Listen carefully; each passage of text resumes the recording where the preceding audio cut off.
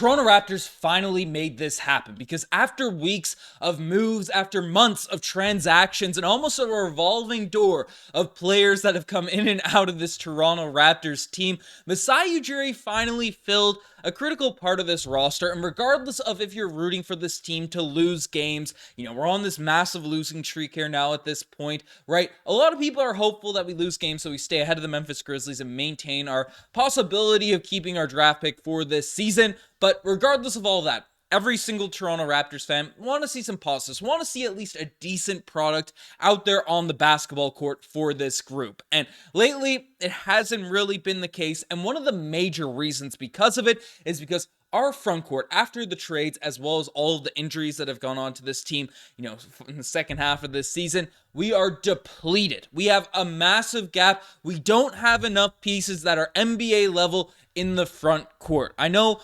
Masai Ujiri's been making a bunch of moves, a bunch of 10-day contracts, but really it feels like all of them have been at the guard position. Shooting guards, point guards, these types of guys. And our front court has kind of been neglected. But, we did sign Mohamedou Gay to the contract, so he's a big man that we acquired that hasn't really lived up to some of the hype maybe some had after watching him play for the 905. But Masai Ujiri finally did it today. He made a move and brought in a big man, brought in a piece that can play that forward position, and is an interesting player. So basically, news came out from Shams The Athletic today that the Toronto Raptors are signing Malik Williams to a 10-day contract out of the NBA's G League I always can't pronounce this, out of the Skyforce, the Miami Heat's sort of G League team. And basically, the 6'11 big has averaged 11.1 points per game, 9 rebounds, and 1.2 blocks for, down there in the G League. So basically, he's an interesting sort of player. Looking at his stats, looking at his profile, he's a guy, as Shams basically alluded to, 6'11", 250 pounds there,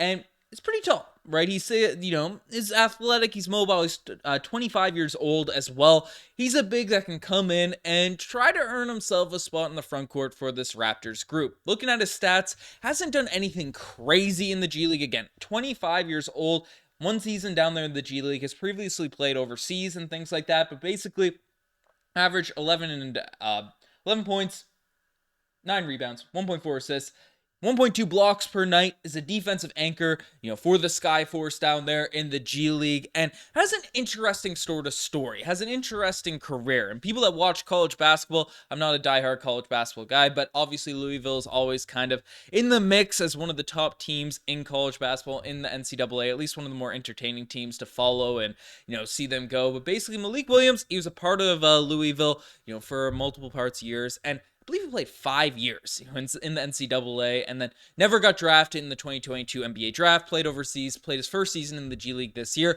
and is now finally getting his NBA shot. And could be a cool piece, a cool player. Basically, his pros and cons in terms of when he came out of college. Basically, he's regarded as a decent low post scorer, a guy that's a decent shooter for a big man, has stretch big man potential, right? Obviously, not a guy that's going to be knocking down a ton of threes, just looking at his stats. Right, shooting 32%, so pretty solid there for a 6'11 big, again, that plays defense, that can score in the paint. Not going to be Kelly Olynyk or something along those lines, but I guess Kelly Olynyk hasn't really been knocking down a ton of threes for the Raptors. Shoots him at a decent volume, but his percentages have gone down since he's been acquired by Toronto. But he excels at scoring off the ball in motion plays. He's a good rebounder. He's a decent defender. He's above average athlete, and he has a good motor. So he's a guy that has some stretch big man potential. He has the athleticism, the frame to be a solid defender. He's not one of those, Derek Lively's or one of those prospects that have insane potential on that end of the court, but definitely is capable at manning the big man spot, hustling down low and being a decent anchor on the defensive end. With Jakob Poeltl out, could be a plus for this Raptors group. However, in terms of negatives for his game, still needs to improve his shooting, obviously, as again, 32% is not bad in the NBA G League, but still a guy that could develop in that area. Can grow, only 25 years old. Big men, they develop a little bit later. Can be passive on offense. He's not an elite shot blocker. He struggles to guard quicker players, and this is something that I've seen a lot of people really bring up over the last couple seasons, especially with the Raptors have been on a hunt to find their future big man. And obviously, we brought in Jakob Poeltl. We signed him to a long-term contract. So right now, he's sort of that piece. And what people like about Poeltl is defensively, he's positions really well, and he's kind of capable for, one of the, not the most not Precious Achua out there at the center position in terms of being a super switchable big, but he is capable at least, during in the pick and roll, moving his feet, staying in front of guys, and obviously can switch around, but that's not the case here with Malik Williams. He struggles to guard quicker players, and he's not an elite athlete still. Above average athlete, but not that elite level that you might expect or hope for a 6'11 sort of prospect coming into the league, but did not always get starter minutes, for Louisville in these types of times, and did deal with significant foot injuries in the past. So is a player that has some potential. Again, any big man that has a solid frame, has some solid size, that can space the court, but also finish inside the lane. That's a plus. That's a positive. That's something people are looking for. I know the Skyforce have been a solid team in the G League as well. So him playing on this group, putting up solid stats, putting up solid numbers, I'm excited to see how a big man prospect actually plays, to close off this year. And obviously with the team having RJ Barrett and Emmanuel quickly back into the lineup to close off the season, the games will probably be more exciting. I was hopeful the Lakers game would be a bit more competitive.